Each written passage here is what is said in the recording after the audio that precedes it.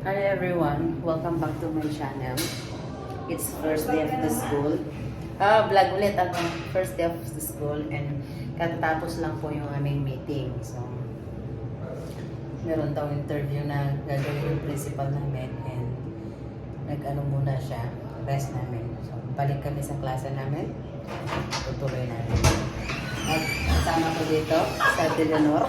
Sabi ko na, nagbablog eh. Hi! Hi! Good morning! Good morning! Back to work. Back to work. Ikat na muna kami. Buhay vlogger. Hindi na nga, ako na lang. Rest lang po. Samahan niyo po kami sa aming first day of work. Po. Say hi to my vlog. Hello! Ayaw natin yun orang makita. Makikita yung bus. Kita na. Hi! Busy na may YouTube channel. We are Africans. Yes! I'm Philippine! She is teacher Cecilia, teacher Abigail. Black Philippine. And I am a little bit white African. Yeah. Say hi to my vlog. Say hi to my vlog. Mashallah, taking photo without me? Say hi. Hi, kamangan. At very busy sila. Say hi, Ate Melanie. Ayan. Hi. Hi po. Hello. Pupunta kami sa clinic. Meron kaming injection. Ito ay yearly na ginagawa namin yung injection kasi kailangan po bago mag-start ang klase, tapos na po yung aming medical. Kasi kailangan po ang isang teacher or ang isang nursery worker is dapat physically fit siya. Ganito po kahigpit ang Ministry of Education dito. Lalo pat mga bata yung hawak namin, not allowed po na ikaw ay may sakit or iniiwasan dito yung transferable na sakit kasi mga bata yung hawak mo. Siyempre, kailangan malinis ka, wala kang sakit para nang sa ganon hindi mahawa yung bata sa iyo bilang isang empleyado nila. Kasi number one na isinaalang-alang ng isang nursery dito is yung safety ng bata na papasok sa eskwelahan. At syempre po, dapat matuto ang mga bata na papasok under your care. Syempre, kakahiya naman pag hindi sila matuto, di ba? So, number one na ano doon is matuto sila and syempre yung security ng bata. Ito, tapos ako mag-tiktok naman dito. Hi! Ito na. Aalis na kami. Ayan. Sa harap si Miss Zenny, saka si Miss Madiha. Kami natin, at saka ni Miss Cecilia. Yes! Andito kami sa harap ng school. Google lang ba? Google.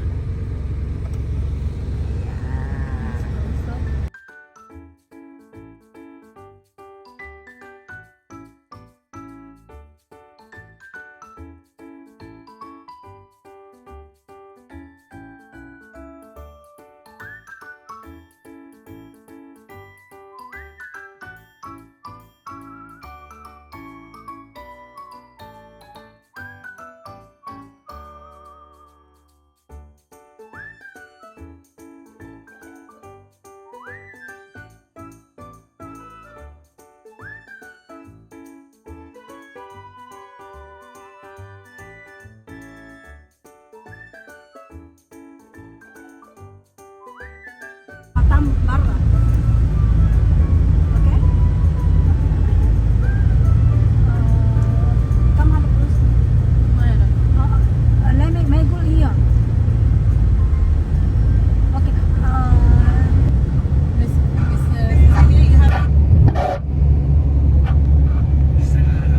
Nagmas ako guys kasi Magpapas din ako kasi ang pangit ko dyan. Kahit pangit ako ka lang.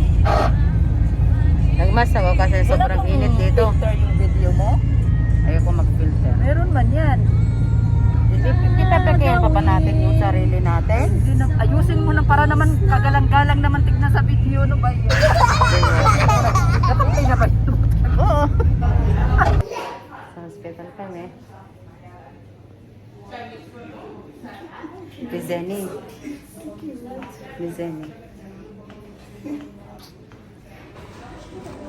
My number is number 11. So, what's your number? Yeah, take me one more. That's number. She's number 9, Number 9. number 10, You? 11, and 12.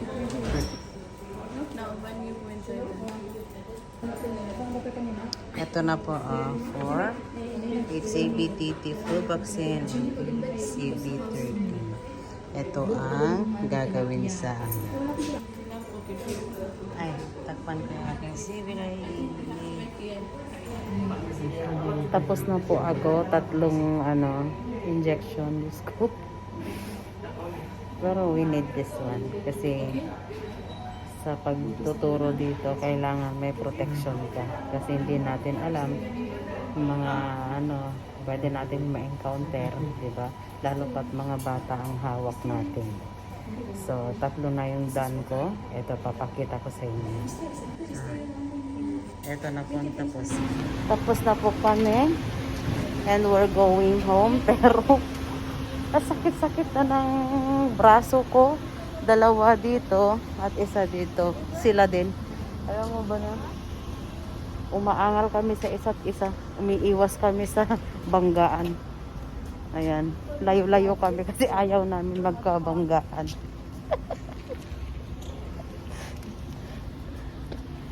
We don't like to touch each other.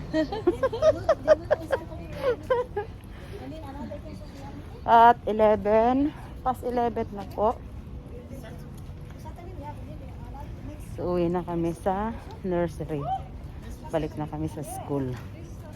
See you later, guys.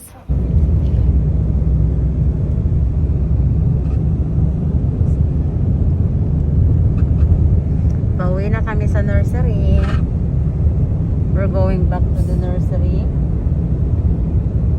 Sorry. I need to speak English because I have 2 friends here who can't understand Tagalog. Miss Cecilia. Hi. Yeah. Is it paining? Very painful. Yeah. Imagine guys, 3 shots. Too much. Too much. 1 left. But this is for our own good because dealing with the kids, it's very difficult, especially when you are sick. So this one is for our protection. Yeah. Yeah. And syempre, to be so that virus keeps away. Right? Exactly. So, pabaksin na po tayo. But the other one din. Kulang muna kasi sa sobrang sakit na kanyang vaccine. Ang init, super init po kasi. Grabe. Super init po kasi kaya nagtatalokbong kami. Maya din pag uwi ko, talokbong din ako. Ayan.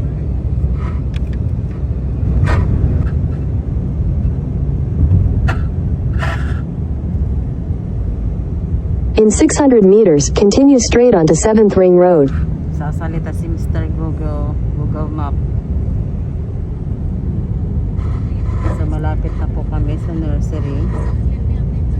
Ganda na ng place na to, guys. When I was new here 5 years ago, these are all construction. Continue straight onto 7th Ring Road. Bago ako dito, grabe. Laki na ng pinagbago. At naging maayos na. In 400 meters at the roundabout. Dito kami sa school na. Yan, i-rotate ko lang. Yan, dito na kami sa school. Thank you guys. Thank you po sa pagsama nyo sa amin. Pero hanggang pag-uwi ko pa ito i-vlog ko. Late ko na kasi na-vlog yung late na ako nakapag-start. Ikita yung inner ko. Tapos na ang trabaho. Uwi na kami. Hindi na ako nakapag-video kasi after ng namin, medical namin, trabaho kami sa mga klase namin. So, hindi na ako nakapag-video. So, thank you po. At uwi na ako sa bahay. It's 2:08. Actually, ang out namin is 2 o'clock pero late na kami. Lahat na umuwi na. Na-late kaming lumabas dahil may ginawa kami sa You do like this So, camera. For video, do like for 3-4 minutes video, do like this. bye. Try? Bye-bye.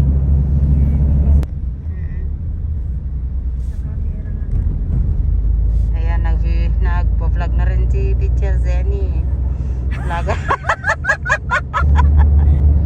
Sumabay ako sa sasakyan ng aming kaibigan, ng aking co-teacher.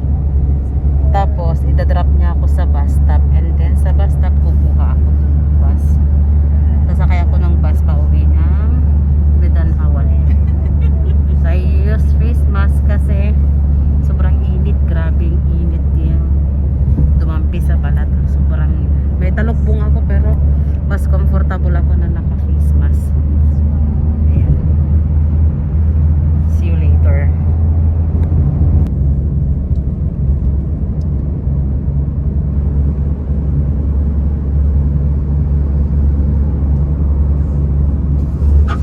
The first bus stop, Miss Madiha.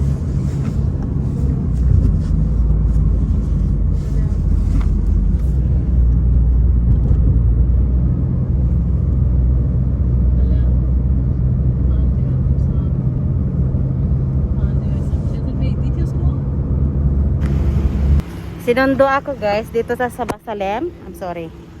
So, ito na. Sasakyan na ako.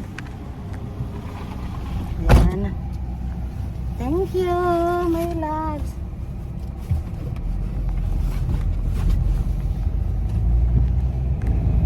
Sabi ko kanina magbabas ako pero nabutan kami ng 2 o'clock. Kasi ang time pala namin 7 to 2 pero dun sa memo kahapon hanggang 7:15 to 1:50. Pero 10 minutes lang before 2, diba? So, thank you sa pagsama. Ayan.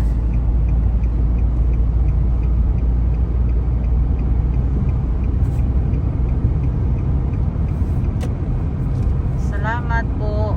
Maraming salamat.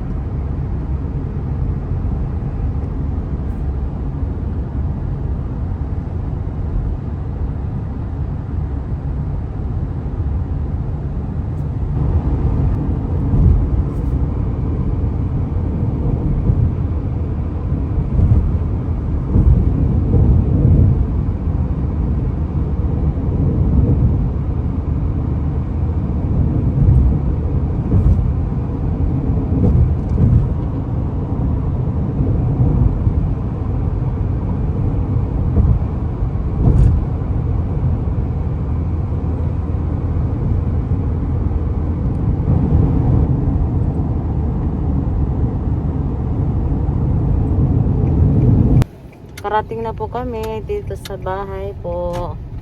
Maraming salamat. Please like, share, and subscribe. And then po, please follow us on our Facebook page, Kamangan Official TV. Thank you. Bye.